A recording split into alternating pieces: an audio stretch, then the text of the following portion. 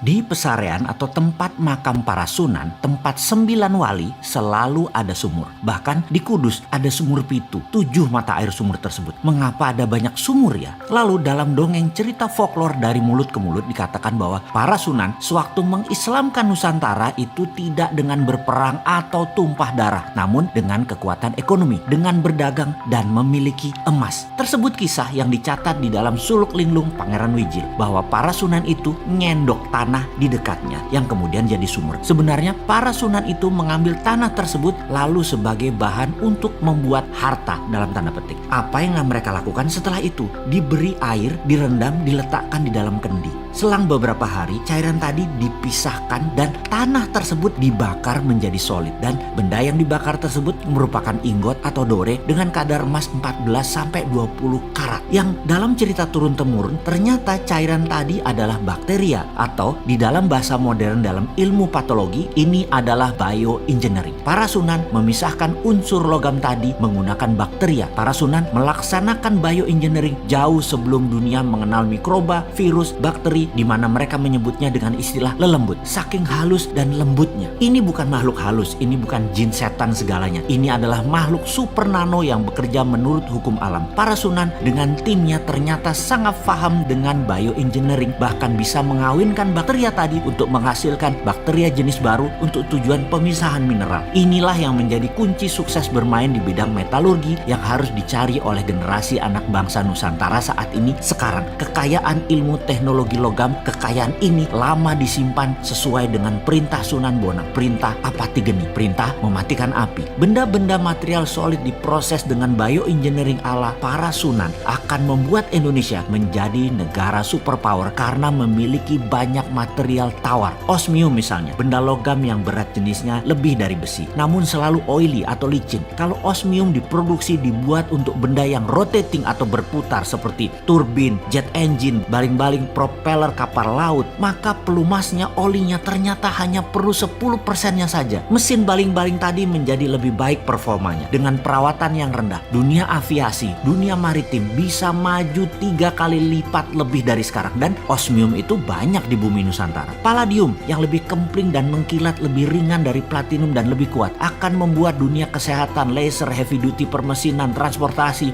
drone menjadi jauh lebih murah. Rhodium bisa minus resistennya penghantarnya, sehingga alat komunikasi bisa lompat cepat, bukan hanya 5G tapi bisa 6G bahkan 10G. Lebih cepat lagi data tertransfer karena resistannya bukan 0, minus bahkan. Thorium membuat listrik tenaga nuklir tidak lagi berbasis uranium yang berbahaya, membuat biaya listrik berbasis minyak bumi batu bara menjadi kemahalan karena dengan thorium per kWh mungkin hanya $0,3, jauh di bawah batu bara yang $0,8, jauh di bawah gas yang $1,1 untuk energi listrik. Semua ini adalah budaya metal, mulai dari metal biasa, metal tanah jarang atau rare earth, hingga precious metal group. Semua ada di tanah air tercinta ini. Sebelum melangkah jauh, kita merenung sejenak menengok apa yang para sunan sudah lakukan untuk anak cucunya, untuk bangsa Indonesia. Bukan hanya nikmat agama Islam, namun budaya luhur, budaya logam diwariskan oleh mereka. Untuk menjadi yang terdepan, warisan beliau-beliau tersebut harus kita pertahankan. Inilah strategi SWF, Sovereign Wealth Fund berbasis Natural Resources Capital, yang selalu didengungkan oleh bosman yang sok keminter ini, menggunakan kekuatan kedaulatan sovereign natural resources untuk menjadi alat tawar kepada negara lain, bukan menjadi pengemis minta-minta pinjaman. Sejarah sudah mengingatkan, wahai pejabat, rajin-rajinlah baca sejarah dan menengok kekuatan bangsa sendiri. Semua tersedia, semua tinggal dipakai. Masih nggak ngerti juga SWF-nya ilmu para sunan ya? Yang ngobrol dong kita.